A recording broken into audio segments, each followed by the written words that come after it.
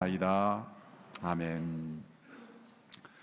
기독교 역사에서 가장 악한 인물들 중에 한 사람으로 꼽히는 사람은 바로 가룟 유다입니다. 예수님의 제자로서 예수님을 배신하고 또한 돈에 대한 탐욕으로 예수님을 팔아넘긴 그 유다, 그 사람에 대해서 우리 모든 그리스도인뿐만 아니라 교회를 다니지 않는 그러한 사람들까지도 그런 악인이다라고 다 인정하고 있습니다.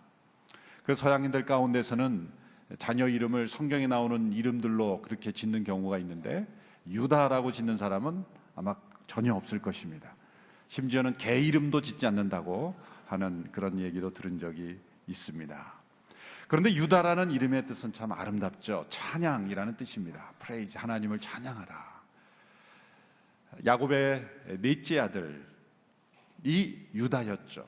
그로부터 성경에 유다라는 이름이 시작이 되었고, 그리고 다윗이 이 통일 왕국 이후에, 이 남북으로 분단된 이후에, 멸망 이후에 다시 돌아온 지파들의 대부분이 유다 지파입니다. 야곱의 12아들 중에 한 아들로 시작된 유다 지파가 가장 많이 돌아왔고, 대개 남한국 유다 쪽에 있는 그런 지파들이 대부분 귀한 자들이었기 때문에 그때로부터 이 이스라엘 국가의 정체성을 설명하는 중요한 이름으로 유다라는 이름이 사용되고 있었습니다. 그래서 당연히 그 민족의 정체성을 설명하는 그런 단어가 되기 시작했습니다. 예수님 당시에도 유다라는 이름이 많이 불리어지는 이름, 또 사랑받는 이름이었습니다. 신약 성경에만 해도 6번이나 이름이 등장하죠. 예수님의 형제 가운데서도 유다가 있습니다. 우리 신약 성경에 유다서가 있죠. 그 유다서는 가룟 유다가 쓴 게 아니라 예수님의 형제인 유다가 쓴 유다서입니다. 또 사도 바울이 다메섹 도상에서 그 빛으로 인해서 눈이 멀었을 때 머물렀던 사람의 집이, 그 사람이 바로 유다입니다. 그 외에도 여러 다양한 유다들이 등장합니다. 이것은 그 당시 유다라는 이름이 굉장히 사랑받고 존경받고 또 좋아하는 이름이었다는 것을 알 수가 있습니다. 로마 지배 시대 로마 황제가 이스라엘 백성들을 유대인이라 이렇게 부르기 시작한 이후로부터 오늘날까지도 우리는 유대인이라는 이름으로 이스라엘 백성들을 더 부르고 있다는 것을 우리는 알 수가 있습니다. 예수님을 배반한 유다, 그의 이름에는 가룟이라는 이름이 붙여져 있죠. 원래 원어로는 이스카리옷이라고 되어 있고 또 공동 번역에서는 가룟 이렇게 되어 있습니다만 되게 비슷한 이름들이 많기 때문에 그 앞에 붙어 있는 것이 지역 이름입니다. 가롯은 지역 이름입니다. 성이 아니라, 성이 가롯이고 이름이 유다가 아니라 지역 출신의 유다다. 유다라는 이름이 많기 때문에 이렇게 지역으로 사람을 구별한 거죠. 막달라 마리아, 이것은 성이 막달라고 이름이 마리아가 아니라 막달란 출신의 마리아다. 여러 예수님 주변에도 이 마리아가 많았죠. 막달라 마리아, 예수님의 어머니 마리아, 또 여러 마리아들이 많았기 때문에 지역 이름으로 사람을 구별하는, 왜 우리나라도 뭐 수원댁, 인천댁 이렇게 지역 이름으로 사람을 구별하던 그런 습관도 있었습니다만 비슷하다고 보시면 되겠습니다.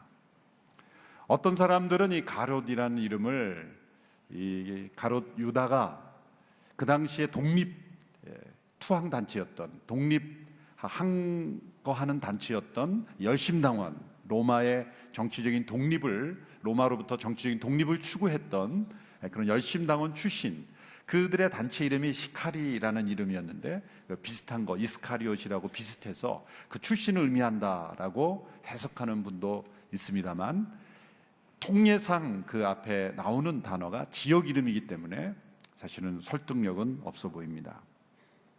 그의 출신 배경보다 더 중요한 것은 그가 12제자 중 한 사람으로서 예수님을 부인했다는 거죠. 3년 동안 예수님의 제자 훈련을 받았고 또 예수님의 제자 공동체의 재정을 담당하는 일까지 담당했던 그가 예수님을 배반했다는 것, 그것이 우리에게 충격일 뿐만 아니라 도전이며 또한 그의 인생이 참으로 불행한 인생이라는 것을 보여주는 것입니다. 예수님을 죽이려고 했던 대제사장들과 율법학자들은 예수님을 어떠한 트집을 잡아서 그 예수님을 무너뜨리려고 했지만 도무지 트집을 잡을 수가 없었습니다. 그래서 이제는 적극적으로 예수님을 죽일 수 있는 방법을 모색했지만 백성들이 두려워 감히 엄두를 내지 못하고 있었습니다. 그것이 우리가 읽은 오늘 본문에 기록이 되어 있습니다. 예수님을 죽일 방법을 모색했지만 백성들을 두려워했다. 그때까지만 해도 예수님의 인기는 모든 사람들에게 최고의 인기였습니다. 예수님을 잘못 건드렸다가는 수많은 그러한 사람들로부터 공격받고 또 혁명도 일어날 수 있는 그런 분위기였기 때문에 어떻게 하면 예수님을 비밀리에 군중들의 감정을 건드리지 않는 그런 상황 속에서 군중과 예수님을 차단시켜서 불법 재판을 통해 예수님을 죄인으로 낙인 찍는 전략이 필요했던 것이죠. 그래서 예수님의 측근의 도움이 필요했던 겁니다. 그래서 예수님이 누구인지를 정확하게 알려주고 그리고 예수님의 이 스케줄이 시간 계획이 많은 사람들을 만나지 않는 은밀한 그런 시간과 장소에서 예수님을 체포할 수 있도록 돕는 그런 배신자가 필요했던 것입니다. 그들이 그러한 예수님을 죽이려고 했지만 백성들이 두려워하고 있을 때에 이 가룟 유다가 그들의 마음을 알고 그들이 어려워하고 있는 것이 무엇인지를 알고 그들에게 찾아가서 그들과 함께 공모했다는 것이죠. 유다가 와서 그런 아이디어를 제공했을 때 그들은 박수를 치며 기뻐했다 그랬어요. 왜냐하면 예수님의 모든 계획을 알고 또 움직이는 계획을 아는 유다가 자신들 편에서 연락해주고 도와준다는 것은 모든 계획이 성립될 수 있는 아주 좋은 그러한 계획이었기 때문이죠. 오늘날에는 인터넷으로 신문으로 또 어느 곳에든지 사진, SNS로 사진이 다 나와 있습니다만은 그 당시 예수님을 계속 따라다니지 않는 그런 군병들이나 그런 지도자들이 예수님을 누군지 어떻게 정확하게 알 수 있겠습니까? 이분이 예수님이요 라고 이렇게 알려주는 사람이 필요하고 또 대중들과 함께 있지 않을 은밀한 때에 예수님을 체포할 수 있도록 모든 상황을 만들어줄 수 있는 그런 사람이 필요했던 겁니다. 이 일에 가룟 유다가 자진했던 겁니다. 그리고 어쩌면 이 대제사장과 율법학자들에게 자신의 아이디어를 제공함으로써 그들이 예수님을 체포할 수 있도록 도와주는 결정적 그러한 역할을 한 사람이 바로 유다였다는 것이죠. 그래서 그의 죄는 피할 길이 없고 그의 악함은 분명한 것입니다. 그런데 이렇게 분명하게 배신이고 이 분명하게 죄를 진 것이고 분명하게 악을 행한 사람임에도 불구하고 역사 속에서 이 가룟 유다를 변명해주고 가룟 유다가 좋은 사람인데 어쩔 수 없어서 악역을 담당한 것으로 그렇게 그를 포장한 시도들이 있습니다.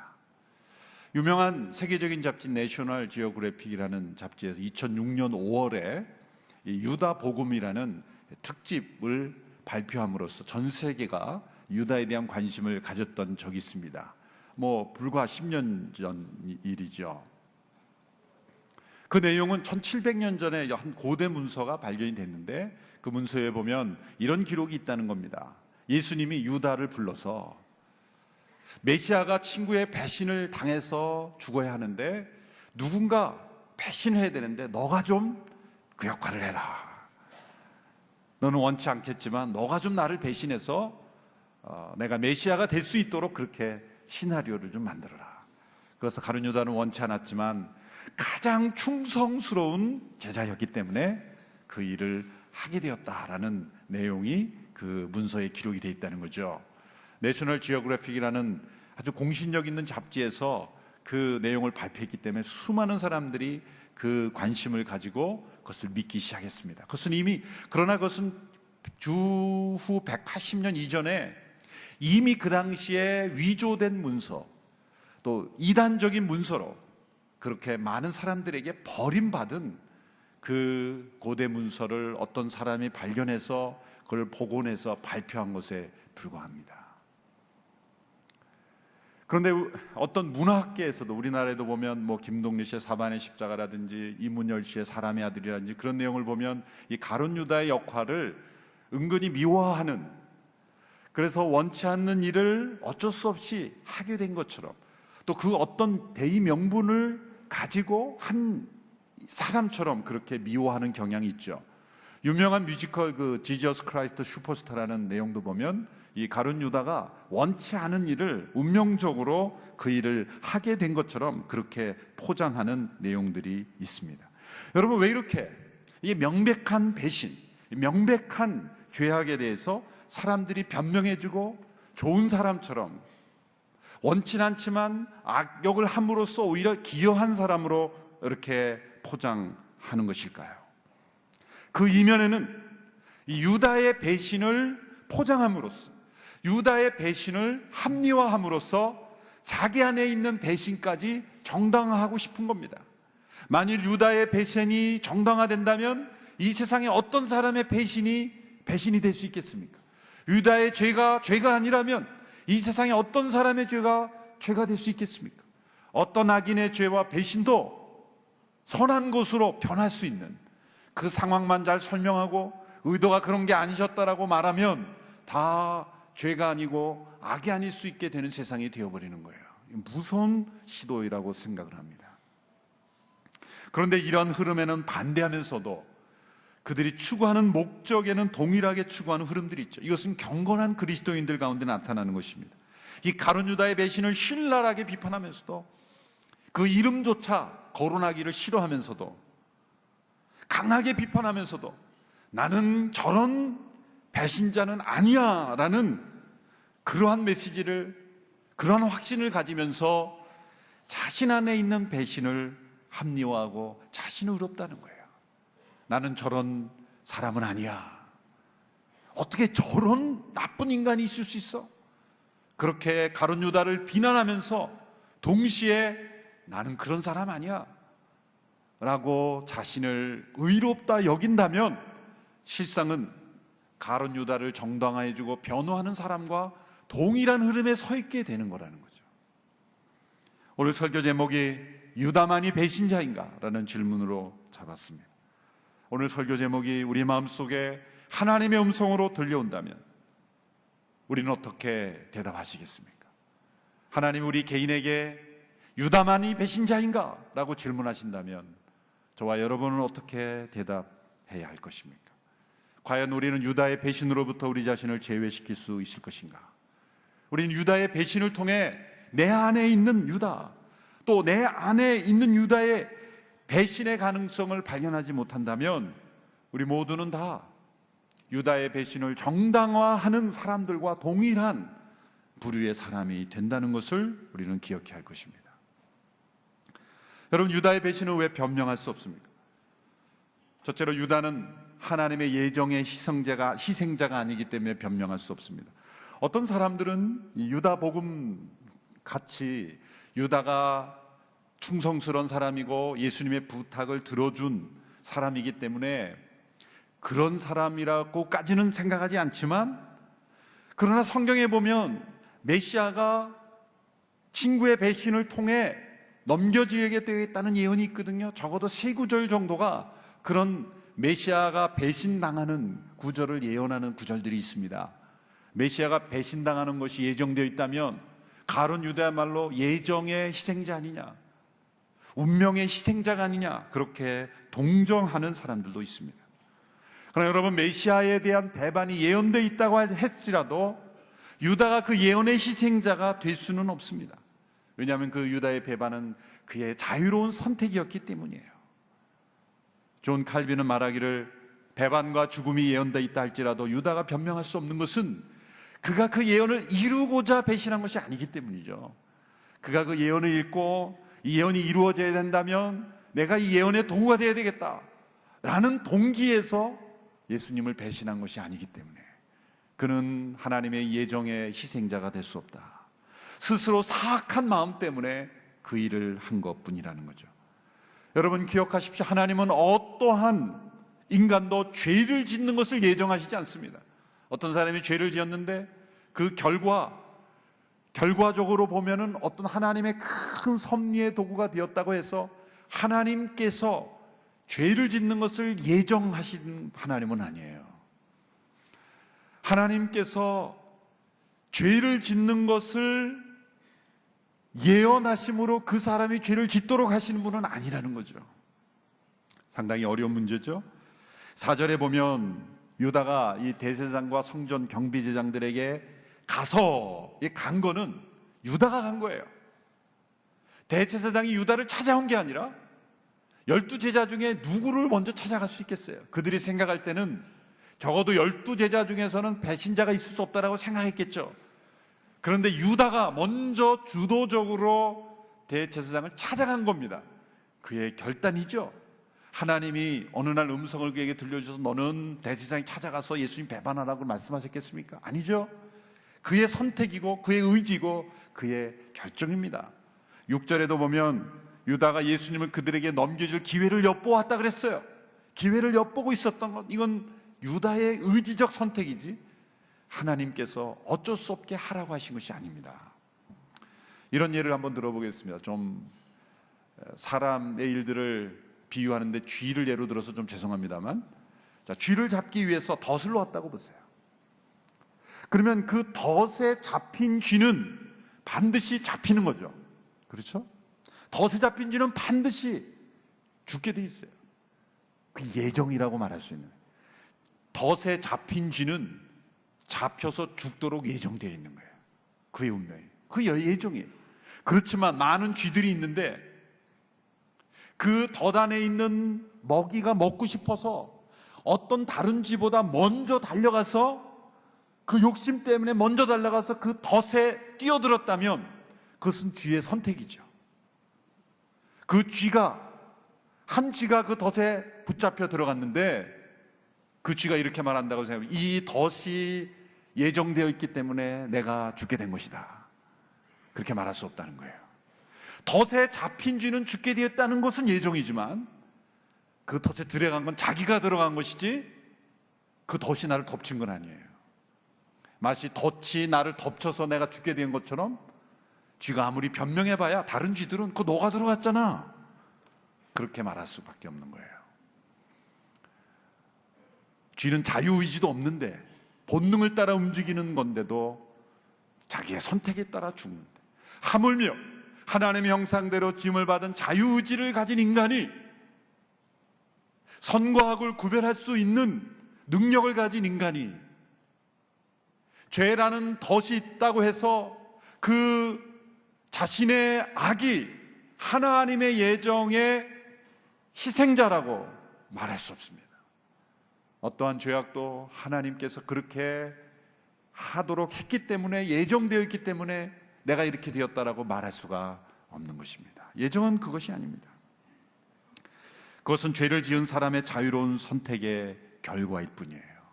그러므로 유다의 배신은 변명될 수 없습니다. 두 번째, 유다는 사단의 희생자가 아니기 때문에 변명할 수 없습니다. 3절에 보면 사단이 유다에게로 들어갔다는 구절이 나와요. 우리 3절을 같이 한번 읽어볼까요? 3절 같이 읽어보겠습니다. 시작. 사탄이 그 12 중 하나인 가룟이라는 유다에게 들어갔습니다. 자, 사단이 유다에게로 들어갔기 때문에 어떤 사람들이 이렇게 설명합니다. 사단이 그를 사로잡아서 그 어쩔 수 없이 죄를 짓게 되었다. 또 어떤 경우에도 죄를 짓는 사람들이 그렇게 자신의 죄를 변명합니다. 사단이 그렇게 나를 만들었다. 저는 이 구절에서 사단이 유다에게 들어갔다는 표현 사이에 괄호로 한 단어를 넣고 싶은 단어가 있어요. 사역을 한다. 그건 뭡니까? 아무 저항 없이. 아무 저항 없이 사단이 유다에게로 들어간 거예요. 유다는 사단에게 문을 열어놓고 있었어요. 언제든지 들어오라고. 유다는 사단이 들어오는 것을 저항하지 않았습니다. 사단은 유다에게로 쉽게 들어갈 수 있었어요. 문을 열어놓고 있었기 때문에. 사단이 유다가 그를 거부하는데, 유다가 사단이 들어오는 것을 거부하고 원치 않는데 그것을 뚫고 강제적으로 들어간 것이 아니라 어쩌면 유다가 사단이 들어오도록 환영하고 받아들이고 초청하고 불러들였다라고 말할 수가 있는 거예요. 자신의 악한 마음이 사단은 틈을 타고 있었고, 사단은 지금도 불순종의 아들들 가운데 역사하고 있다 그랬어요. 여러분, 사단은 제한적입니다. 온 세상에 사단이 공중권세를 잡고 있다고 해서 우리 길을 나가기만 하면 사단이 나를 사로잡아서 죄를 짓게 하는 그런 사단의 능력은 아닙니다. 사단은 오늘 이 시대에도 역사하고 있지만 불순종하는 자들을 통해 역사하고 있어요. 하나님 말씀에 순종하는 자들을 통해서는 일을 못합니다. 그런 하나님 말씀에 불순종하는 악을 품는 자들에게 들어가서 사단은 역사하는 거죠.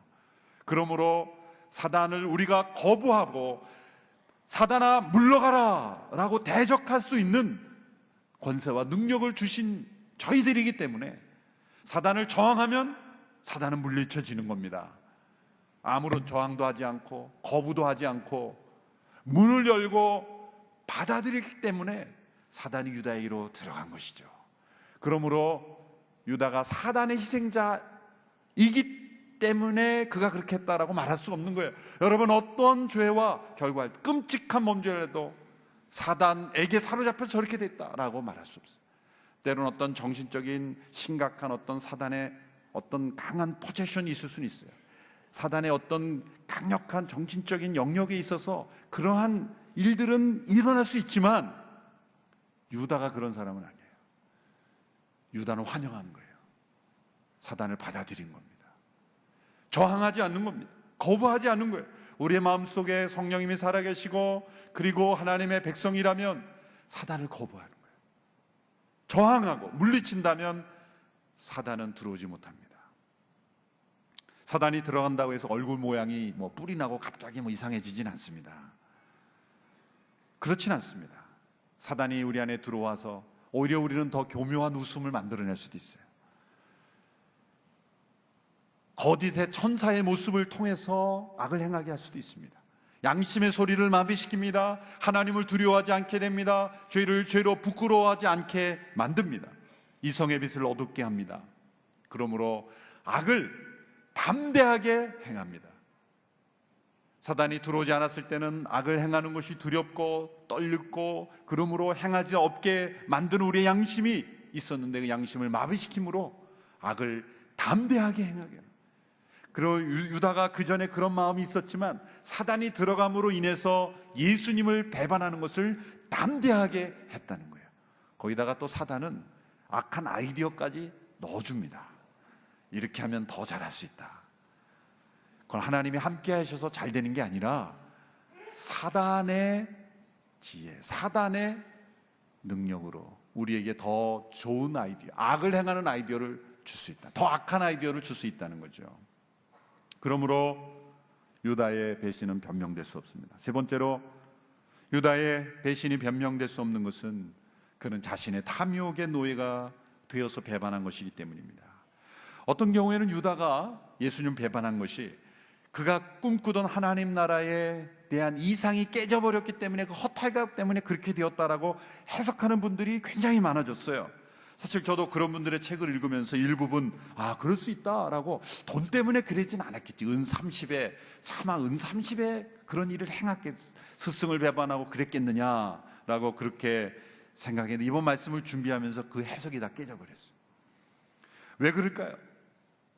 유다에게는 어떤 정치적 신념을 이루기 위해 예수님을 배신하는 대의명분이 보이잖아요. 어떤 정치적 신념을 이루기 위해 선택을 하는 사람 보면 되게 자기 희생적인 모습이 나타납니다. 독일의 유명한 신학자 디트리히 본회퍼가 자기네 조국을 배신했죠. 그런 나치에 항거했고 히틀러를 그런 암살하는 일에 참여해서 조국을 배신한 거죠. 사실 그 당시로 보면은. 그런 2차 대전 때 자신의 조국 독일이 망하기를 기도했어요. 그는 동족으로부터 배신자라는 저기를 받았고 결국 처형되었죠.